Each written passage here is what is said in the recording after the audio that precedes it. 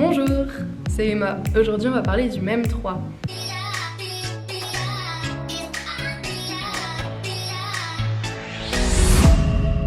Le MEM 3, c'est la troisième épreuve orale après le MEM 1 qui est la présentation de votre projet professionnel, le MEM 2 qui est la présentation d'un article scientifique accompagné d'un tableau ou d'un graphique, et enfin ce fameux MEM 3 qui est un petit article qui parle d'une situation complexe, d'éthique, de droit, de bioéthique et qui est issu de la grande presse. Pour être fin prêt le jour J, il vous faut de la culture générale, une bonne oralité et bien connaître les consignes qui se relient au MEM 3.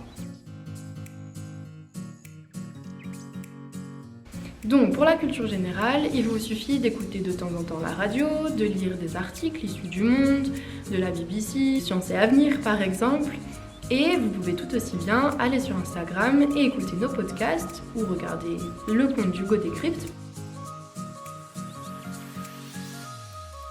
Pour nos podcasts, ils sortent tous les lundis sur Insta, mais aussi sur Deezer, Spotify, Apple Music, Amazon Music et j'en passe. Cette culture générale, elle est importante pour l'entretien, donc les 5 minutes d'échange avec le jury. Ça vous permet d'argumenter, de donner votre opinion tout en l'appuyant avec des données chiffrées et concrètes, des choses qui sont sorties dans la presse grand public. Donc ça montre que vous êtes intéressé au monde extérieur, que vous n'êtes pas l'ermite qui reste dans son appartement et qui travaille lieu 5, lieu 7, suivant les préférences, jour, nuit, pour être au taquet le jour des partiels. Là, vous montrez que vous êtes aussi ouvert au monde et que même si vous êtes de très bons étudiants en médecine, vous avez aussi une grande connaissance scientifique. L'oralité, ça se travaille. Donc vous pouvez vous regarder dans un miroir, regarder quels sont vos tics de langage aussi, vous écoutez parler, même si ça fait un peu égocentrique de dire ça. Mais c'est hyper intéressant et ça vous fait progresser. Parce qu'ainsi, vous pouvez donc vous améliorer, enlever ces tics de langage ou ces tics corporels et ensuite avoir une prestance orale qui conviendra pour le jour de l'épreuve. Les consignes, il y en a 5.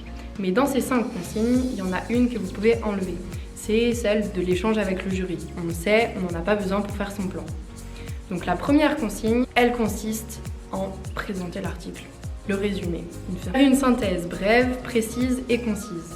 Donc vous donnez l'auteur de l'article, bien entendu, l'endroit dans lequel il a été publié, donc si c'est un site internet, si c'est un journal, si c'est une radio, si c'est un podcast. Ensuite, vous donnez le contexte, donc c'est important pour dire à quelle occasion cet article est sorti.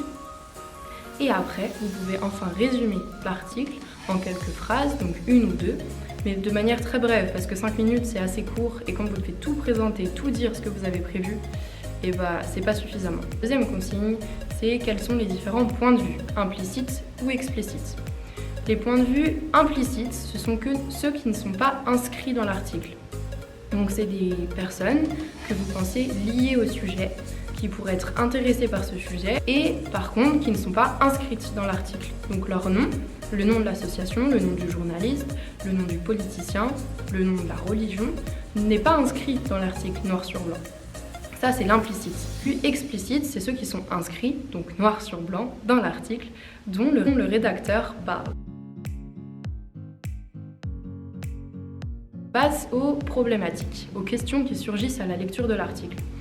Ces questions-là, elles sont soit déjà inscrites dans l'article, vous pouvez les reprendre et les citer. Donc à ce moment-là, c'est bien de les surligner, comme ça vous les retrouvez rapidement dans votre article quand vous devez en parler. Mais c'est aussi des questions que vous imaginez, des questions qui vous apparaissent comme ça et où vous dites non, ça va pas, ou ça je pourrais le remettre en question, ça franchement il faudrait en discuter, je suis pas forcément d'accord. Donc ces questions-là, vous les présentez au jury. Face à la réponse à ces questions, les perspectives du sujet, comment vous verriez une évolution, comment on pourrait faire pour améliorer la situation, quel est votre avis, quel est l'avis de personnes influentes, quel est l'avis, l'opinion générale par exemple. Une fois que vous avez fait ces 4 points, il y a les questions avec le jury. Ces questions, ça dure 5 minutes comme votre présentation, donc 5 minutes de présentation, 5 minutes d'échange, donc un total de 10 minutes avec le jury. Vous avez un timer au tableau, ne vous inquiétez pas, vous pourrez guetter et faire attention à ne pas dépasser.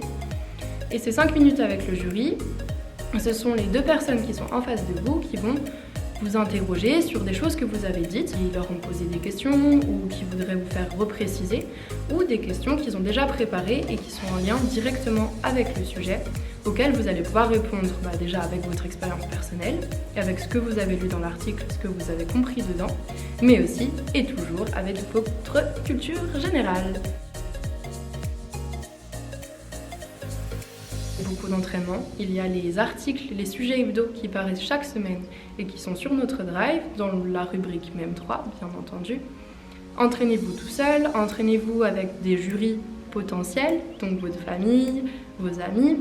Entraînez-vous entre vous, chacun passe et donne des conseils, donne comment il a vu que l'autre est passé et qu'est-ce qu'il pourrait améliorer. Faites-vous confiance. En ayant confiance, vous avez plus de prestance à l'oral.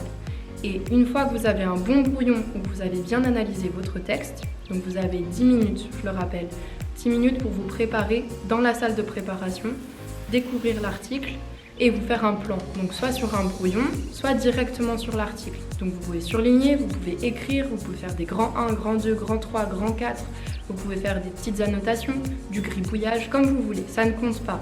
Le jury ne regardera pas votre feuille quand vous allez arriver dans la salle.